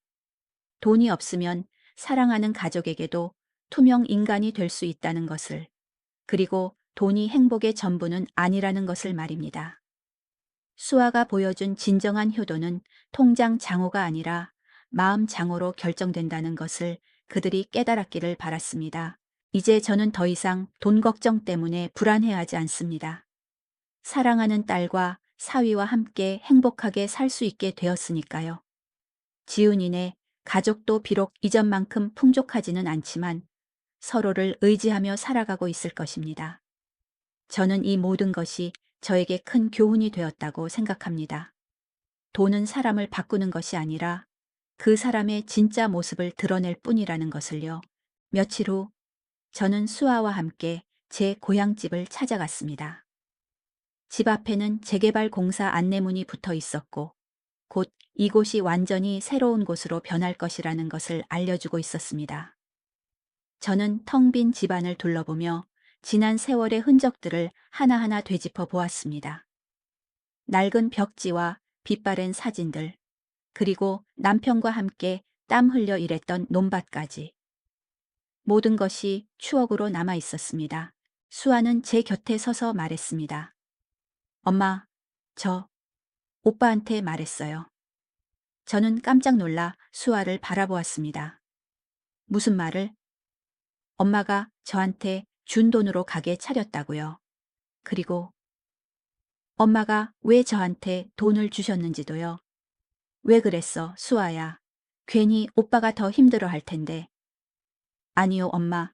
오빠가 알아야 할 것 같았어요. 오빠가 엄마를 잃을 수도 있었다는 것을요. 그리고 오빠가 앞으로 엄마한테 어떻게 해야 할지도요. 수아의 말에 저는 눈물을 흘렸습니다. 수아는 정말 속이 깊은 아이였습니다. 그 후로 지훈이는 제게 자주 전화를 걸어왔습니다. 예전처럼 형식적인 전화가 아니었습니다. 엄마, 오늘은 뭐 하셨어요? 엄마, 몸은 좀 괜찮으세요? 엄마, 다음 주말에 저희 집에 오셔서 저녁 식사 같이 해요.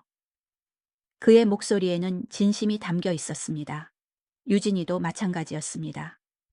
가끔씩 수에게 전화를 걸어 제 안부를 묻고 다음 주말에는 제가 좋아하는 반찬을 만들어 놓겠다고 말해 주었습니다. 저는 그들의 변화가 진심이라고 믿었습니다. 이제 그들은 돈이 아닌 진심으로 저를 생각하고 염려하는 것 같았으니까요. 저는 행복했습니다. 비록 많은 어려움이 있었지만 결국 가족이 다시 하나가 되었으니까요. 이 모든 것이 제게 가장 큰 행복이었습니다. 기적 같은 변화, 그리고 진정한 가족의 완성. 그 후로 지훈이네 가족은 꾸준히 저를 찾아왔습니다. 처음에는 어색하고 서먹서먹했지만 시간이 흐르면서 점차 예전의 정을 되찾아갔습니다. 지훈이는 주말마다 수아네 집으로 찾아와 함께 식사를 했고 유진이도 제가 좋아하는 반찬을 만들어 가져왔습니다. 민준이도 이제 더 이상 제 얼굴이 까맣다고 놀리지 않았습니다. 오히려 할머니, 사랑해요 라고 말하며 제게 달려와 안겼습니다. 저는 지훈이와 유진이의 변화가 진심이라고 믿었습니다. 그들은 더 이상 돈을 바라지 않았습니다. 그저 가족의 정을 되찾고 싶어 했습니다. 지훈이는 저에게 지난날의 자신의 오만함을 진심으로 반성하며 용서를 구했습니다. 엄마, 제가 얼마나 어리석었는지 몰라요. 돈이 전부라고 생각했던 제가 정말 한심했어요. 그의 눈에는 진심 어린 후회가 담겨 있었습니다. 유진이도 마찬가지였습니다. 어머님, 제가 정말 못된 며느리였어요. 강남에 살면서 어머님을 무시했던 제가 너무 부끄러워요. 그녀의 눈물은 이제 더 이상 돈 때문이 아니었습니다. 저는 그들을 용서했습니다. 아무리 서운해도 제가 낳은 자식이고 이제라도 진심으로 뉘우치고 사과하는데 모른 척할 수는 없었습니다. 우리는 다시 하나의 가족이 되었습니다. 물론 그동안 쌓였던 상처가 한순간에 사라지는 것은 아니었습니다. 하지만 시간이 흐르면서 상처는 점차 아물어갔고 우리는 서로를 이해하고 사랑하는 법을 다시 배워나갔습니다. 수아의 사업은 날이 갈수록 번창했습니다. 제가 빌려준 돈으로 시작한 작은 식당은 이제 여러 개의 체인점을 가진 중견기업으로 성장했습니다.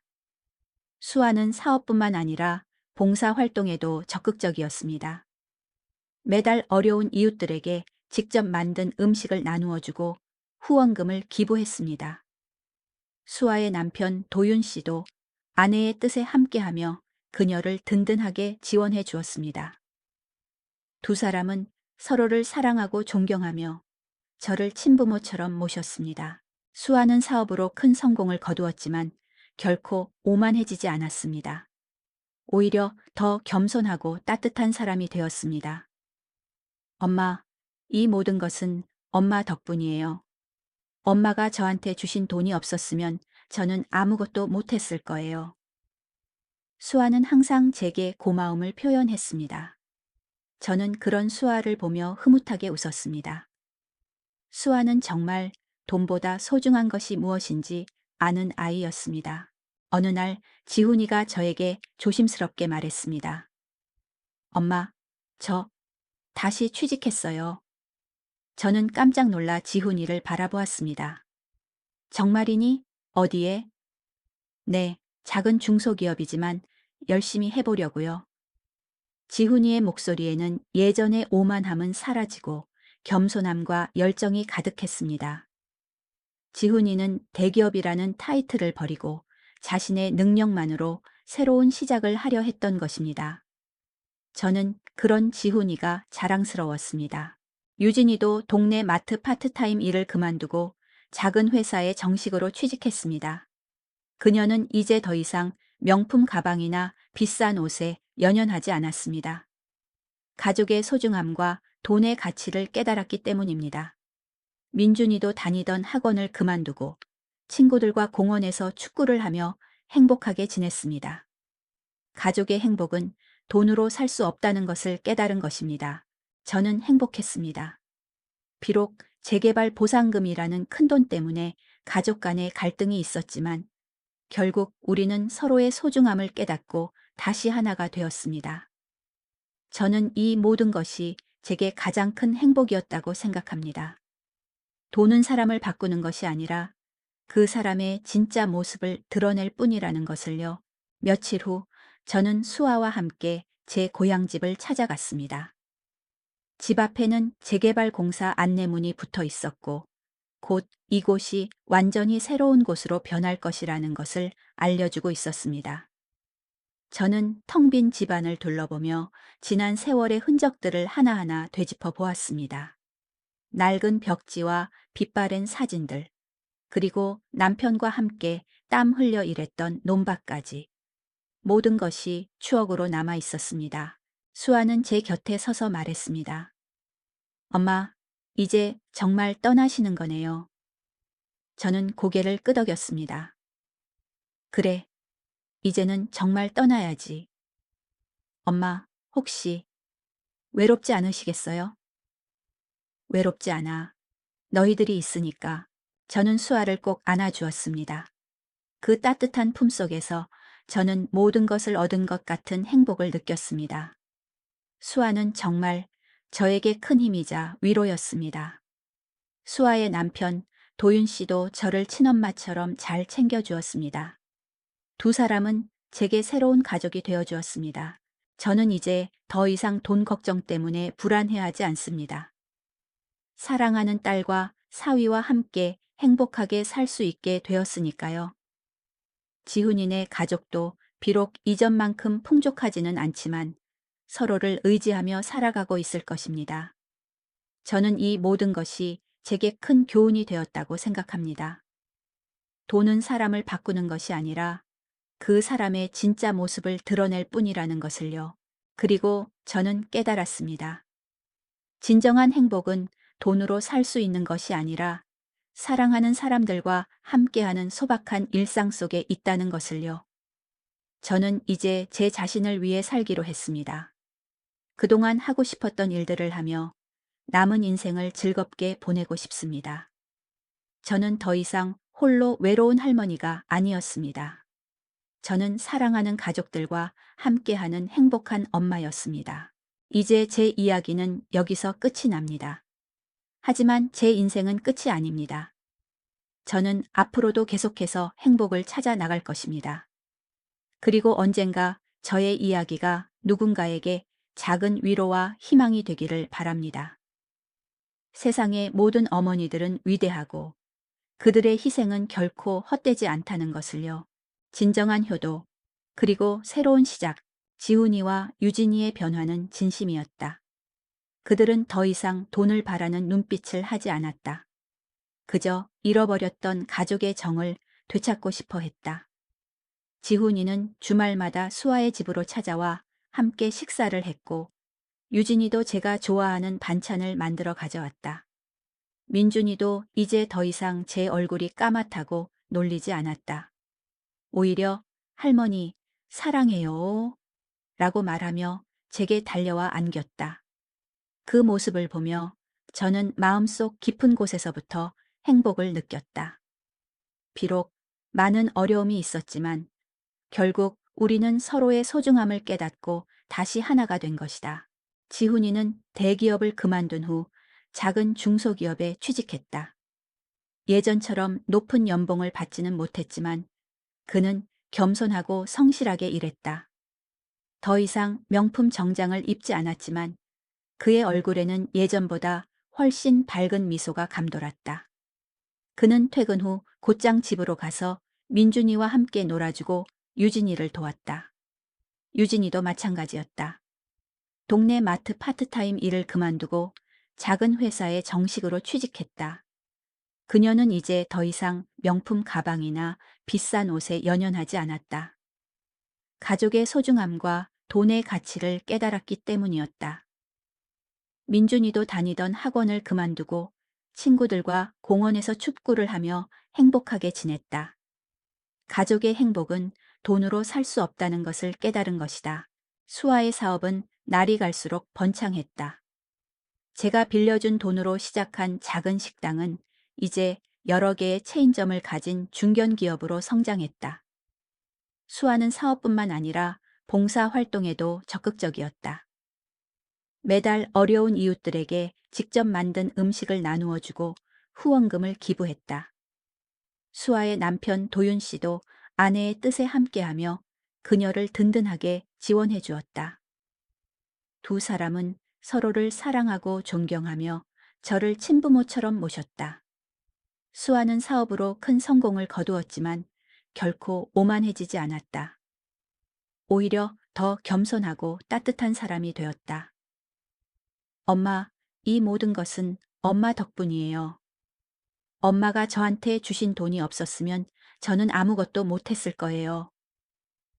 수아는 항상 제게 고마움을 표현했다. 저는 그런 수아를 보며 흐뭇하게 웃었다. 수아는 정말 돈보다 소중한 것이 무엇인지 아는 아이였다.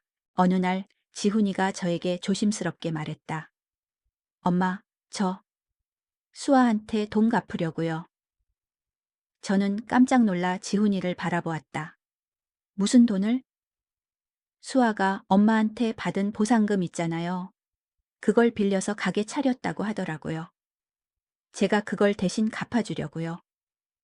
지훈이의 말에 저는 가슴이 뭉클했다. 그는 이제야 자신의 잘못을 깨닫고 동생에게 보답하려고 하는 것이었다. 지훈아, 그건 네가 갚을 필요 없어. 수아가 엄마한테 빌린 돈은 그냥 선물이야. 아니에요, 엄마. 제가 꼭 갚아야 해요. 그래야 제 마음이 편할 것 같아요. 그리고 제가 수아한테 너무 미안하잖아요. 저는 지훈이의 눈에서 진심을 보았다. 그는 이제야 철이 든 것이다. 저는 지훈이의 뜻을 거절하지 않았다. 그가 스스로의 힘으로 동생에게 보답하는 것이 그에게 더 큰 의미가 있을 것이라고 생각했다. 그 후로 지훈이는 매달 월급의 절반을 수에게 보냈다. 수아는 처음에는 받지 않겠다고 했지만 지훈이의 간곡한 부탁에 결국 받기로 했다. 오빠, 내가 이 돈으로 오빠한테 더 좋은 거 해줄게. 수아의 말에 지훈이는 눈물을 흘렸다. 아니, 수아야. 네가 받아서 너한테 써. 엄마한테도 맛있는 거 사드리고. 그들은 그렇게 서로를 위하며 진정한 가족의 정을 되찾아갔다. 이제 저는 더 이상 고향집에서 홀로 외롭게 살지 않는다. 수아의 넓고 따뜻한 집에서 사랑하는 딸과 사위, 그리고 귀여운 손주들과 함께 행복한 나날을 보내고 있다. 아침에는 수아가 차려준 따뜻한 밥을 먹고 오후에는 동네 공원을 산책한다. 저녁에는 수아와 도윤 씨가 퇴근하고 돌아오면 함께 저녁 식사를 하며 하루 있었던 일들을 이야기한다. 비록 며칠 전의 일이지만 저는 이 모든 것이 기적처럼 느껴진다. 지훈이네 가족도 자주 찾아와 함께 식사를 한다. 예전에는 어색하고 서먹서먹했던 분위기는 온데간데 없고 우리는 서로를 사랑하고 아끼는 진짜 가족이 되었다. 지훈이는 더 이상 저를 귀찮아하지 않는다. 오히려 제게 다가와 어깨를 주물러주며 엄마, 요즘 몸은 좀 괜찮으세요? 라고 묻는다. 유진이도 마찬가지다. 제가 좋아하는 반찬을 만들어 가져오고 어머님, 혹시 아픈 데는 없으세요? 라고 묻는다. 그들의 눈빛에는 이제 진심이 담겨 있다. 저는 행복하다. 비록 재개발 보상금이라는 큰돈 때문에 가족 간의 갈등이 있었지만 결국 우리는 서로의 소중함을 깨닫고 다시 하나가 되었기 때문이다. 저는 이 모든 것이 제게 가장 큰 행복이었다고 생각한다. 돈은 사람을 바꾸는 것이 아니라 그 사람의 진짜 모습을 드러낼 뿐이라는 것을 깨달았기 때문이다. 그리고 저는 깨달았다. 진정한 행복은 돈으로 살 수 있는 것이 아니라 사랑하는 사람들과 함께하는 소박한 일상 속에 있다는 것을. 저는 이제 제 자신을 위해 살기로 했다. 그동안 하고 싶었던 일들을 하며 남은 인생을 즐겁게 보내고 싶다. 저는 더 이상 홀로 외로운 할머니가 아니었다. 저는 사랑하는 가족들과 함께하는 행복한 엄마였다. 이제 제 이야기는 여기서 끝이 난다. 하지만 제 인생은 끝이 아니다. 저는 앞으로도 계속해서 행복을 찾아 나갈 것이다. 그리고 언젠가 저의 이야기가 누군가에게 작은 위로와 희망이 되기를 바란다. 세상의 모든 어머니들은 위대하고 그들의 희생은 결코 헛되지 않다는 것을요. 진정한 효도는 통장 장호가 아니라 마음 장호로 결정된다는 것을요.